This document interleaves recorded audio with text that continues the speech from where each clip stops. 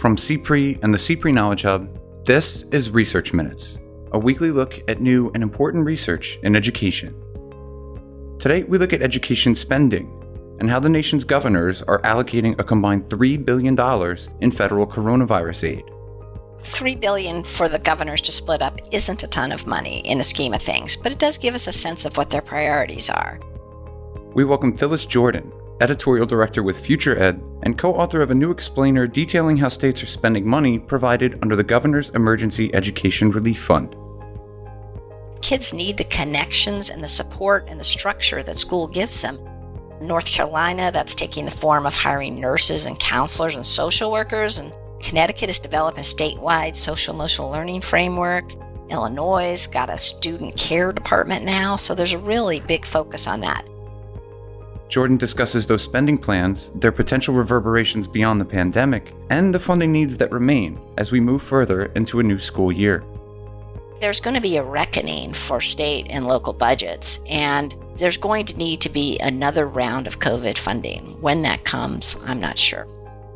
That's right now on Research Minutes.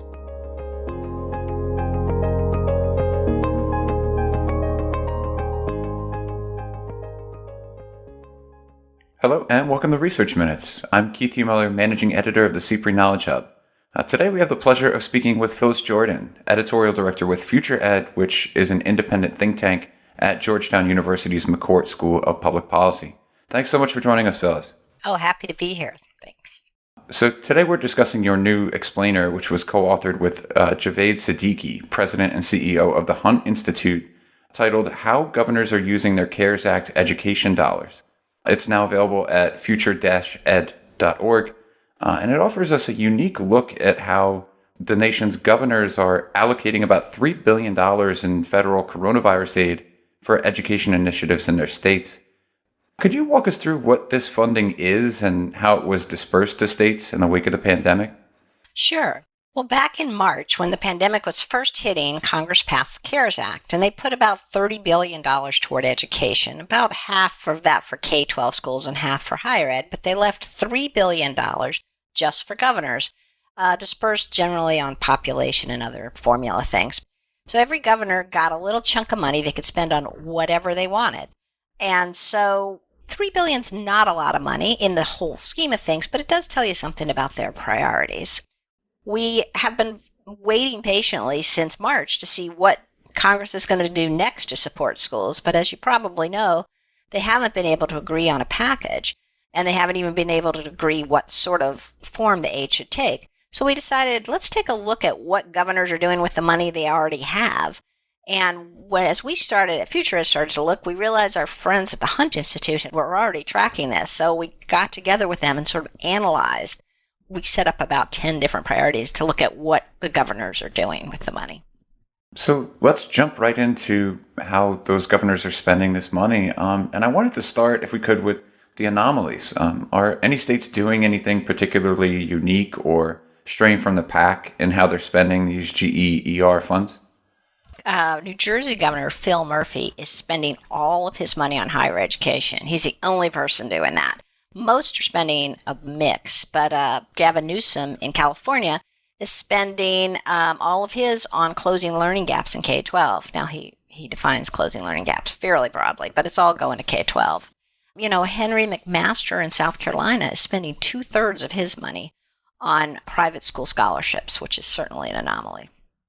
Throughout the summer, we saw a significant push from some stakeholder groups and even federal officials to reopen schools.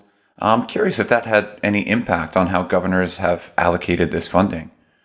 You know, surprisingly few governors put much of their discretionary money toward reopening schools. This could be a function of when the money was allotted. I mean, the CARES Act was passed in late March. The money started flowing in the spring. This was really when schools were still in remote mode, and it was before school reopening became such a big political thing. So what we found is that only about 6 or 7 governors put their discretionary dollars toward reopening. Of course, there's other money being spent, but in terms of discretionary dollars. But a lot of them, 35 to 36, spent money on remote learning. And they really put money toward improving this experience both for students and teachers. So could you give us some examples of how states are using this funding to support remote instruction this year? Sure. It pretty much falls into three buckets. The first is broadband and internet access. At the start of the pandemic, schools discovered that so many of their students had no access to the internet. The estimates are between 9 to 12 million households with students in them don't have internet access or didn't last spring.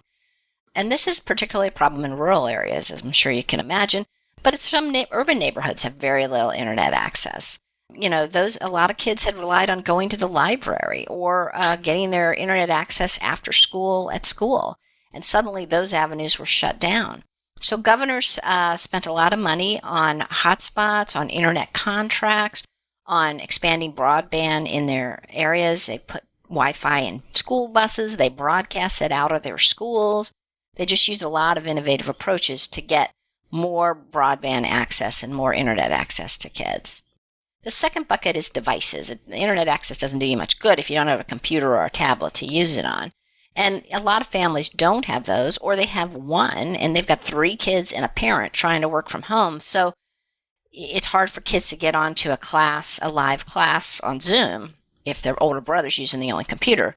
So a lot of governors invested in buying tablets and other devices. Arkansas, for instance, bought 20,000 devices. The third bucket is training and instruction for remote learning. Teachers and students were really thrust into this without much knowledge of how online learning is different from in-classroom learning. I mean, most teachers just sort of started doing their in-classroom lessons online, but people who've done this for a while know there are real strategies for how you can use online learning for collaboration, or you can sort of flip things so kids are watching lectures but then doing certain work at home. So a lot of money went toward that sort of training. Some states used the money to make sure AP classes were available online. So curriculum training, that's just how to use the remote and even how to use the equipment. A lot of people didn't know how to do that, and there's been a lot of training on all of that. 2 common concerns we've seen since the onset of the pandemic are learning gaps, which researchers believe will widen for many students following this year, and students' socio-emotional well-being, which is certainly being tested right now during these extended periods of remote instruction that we're seeing. What are states doing to address those issues? We found at least 16 governors were designating money for closing learning gaps. I mean, research has shown that, over the summer or when kids are out of school, they lose or fall behind in their learning. So this 6-month gap of not being in school is certain to cause some learning losses. So, a lot of times that took the form of summer learning. Florida spent $64 million on summer learning programs. Other states are doing tutoring, after-school programs. Massachusetts is spending $10 million to address early literacy gaps. Alabama is spending $9 million on tutoring. And as you said, social-emotional learning, another dimension of learning, is important. Kids need the connections and the support and the structure that school gives them, and they're not getting much of that. So there needs to be different ways of reaching out to kids and also identifying the kids who need help. So 11 governors put money in their budget toward that. North Carolina, that's taking the form of hiring nurses and counselors and social workers. And Connecticut is developing a statewide social-emotional learning framework. Illinois got a student care department now. So there's a really big focus on that. And beyond the students, a lot of governors put money toward supporting families. Often this took the form of providing food. I mean, already schools are using their money for student meals to provide family meals, but some governors upped that. And others expanded the access to telehealth for families so that more people have access to health in the pandemic. The switch to remote instruction has been particularly challenging for students with special needs.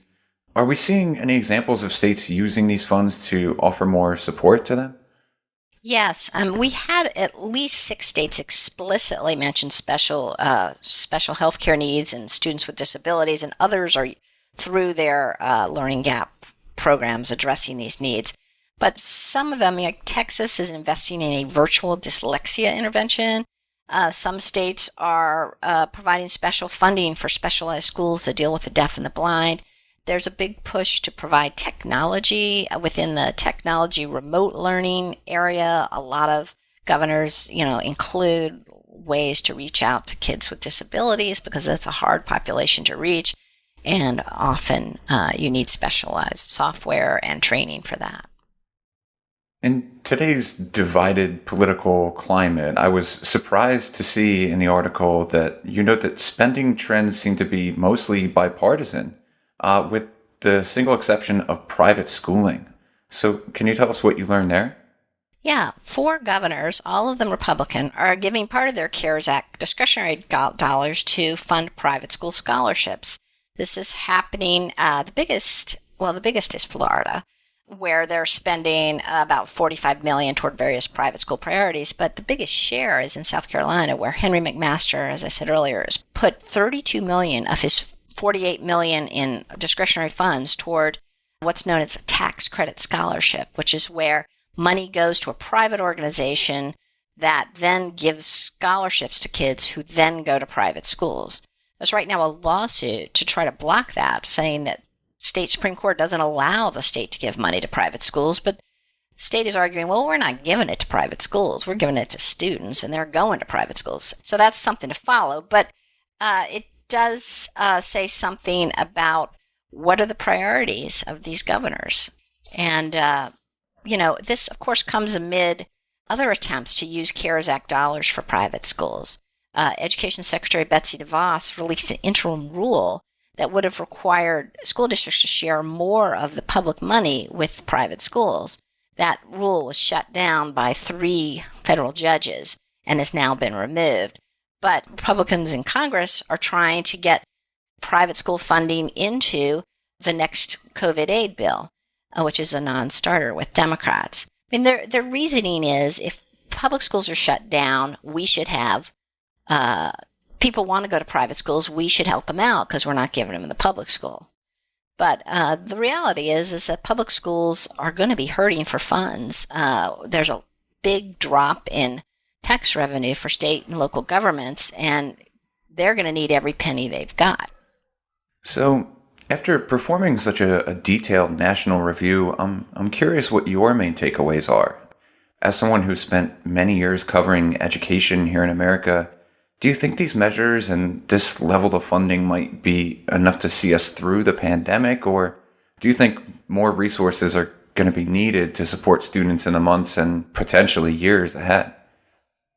Well, that's a really good question. And as I said from the start, $3 billion for the governors to split up isn't a ton of money in the scheme of things, but it does give us a sense of what their priorities are. And for those governors who are devoting scarce public dollars to sending students to private school, that says a lot about their priorities. Another takeaway is that the decisions to invest in remote learning, equipment, and training could well turn out to be money well spent. There was some consternation at the start of the school year. It's like, oh no, we've spent our whole summer preparing for in-person school and now we're going remote and we're not prepared. But in fact, there's been millions of dollars spent to prepare for remote learning. So that puts us in better position than we were 6 months ago. And there could well be repercussions for this beyond the pandemic. For instance, on a snow day, teachers could get all their kids to sign up on Zoom, and then everybody could have a lesson, and there's no such thing as a snow day anymore. Sorry, kids. There's children who have illnesses that keep them homebound. This could be a way that they could keep learning if there's some way to do this sort of remote learning for them. And there's also potential to flip instruction, which just means typically you go to school and you listen to your teacher talk and then you come home and you do your homework. But what if you went home with a tape of your teacher talking and you listened to your teacher and then at school you did the collaborative work with your classmates? In terms of whether this is enough money, no. The $13 billion that went to K-12 schools in the CARES Act is like a fraction of the airlines got $58 billion in the same bill. Schools rely heavily on state and local revenue. State and local revenue are way down with the pandemic. People aren't shopping. They aren't making money. They aren't buying things. So there's going to be a reckoning for state and local budgets. And there's going to need to be another round of COVID funding. When that comes, I'm not sure.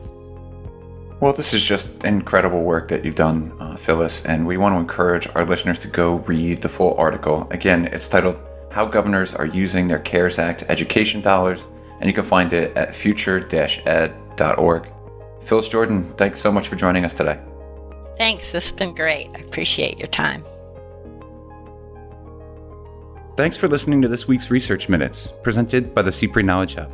For more episodes or to subscribe to the series, you can find us at researchminutes.org. To share thoughts on today's episode or to suggest a future topic, you can follow us on Twitter at CPRE Hub. That's CPRE